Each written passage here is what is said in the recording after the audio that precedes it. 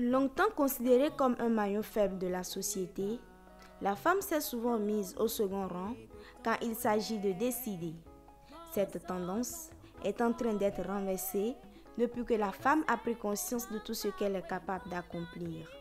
On rencontre à cet effet des femmes qui optent pour les métiers dits d'hommes tels la mécanique, la maçonnerie et la peinture. C'est le cas de Dame Parfaite Adagbe qui a fait de la peinture son gagne-pain.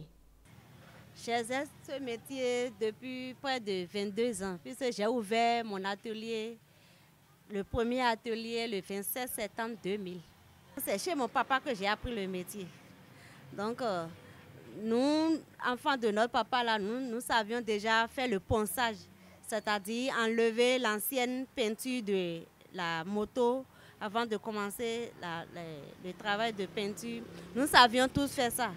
Donc, c'est pour cela, moi j'ai dit, je vais faire la différence.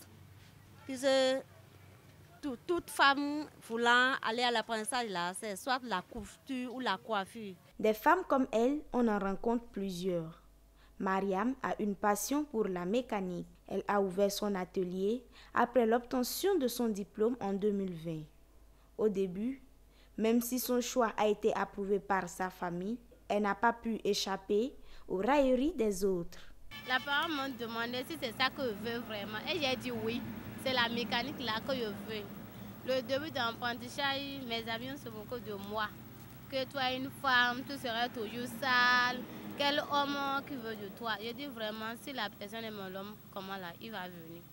Pour y arriver, des défis, elles en ont donc relevé. Quand j'ai dit à mon papa patron que je veux apprendre la peinture, lui aussi, il était étonné et il pensait que je voulais faire du désordre. Je ne veux plus aller à l'école et je ne veux pas apprendre un métier digne de nom. Donc, il me disait que si je veux effectivement apprendre un métier, que je vais aller en ville chercher des salons, soit de couture, de coiffure. Et j'ai dit non, que moi je n'apprendrai pas ces deux métiers. C'était bizarre chez eux, puisque voir femme en train de faire la peinture, eux tous voient que bon, je veux me distraire un peu et aller chercher ce que je vais apprendre. Les autres, d'autres disent, oh, on va l'enceinter, elle va abandonner. D'autres disent, où est-ce qu'elle a vu une femme faire ça là? Se battre au milieu des hommes pour s'affirmer et faire valoir ses compétences n'est pas gagné d'avance. Mais malgré tous les obstacles, ces femmes ont quand même réussi à se faire une place. Je me sens à l'aise. Ils amènent les motos et je le repars. Eux aussi me payent bien. Et ils m'encouragent aussi. Ça marche correctement. Il n'y a pas ce jour que je n'ai pas empoché 5 000 ou bien 7 000 avant de rentrer. Je vais dire aux femmes qui croyaient qu'il y a des métiers uniquement réservés aux hommes que de nos jours, ce n'est plus comme ça.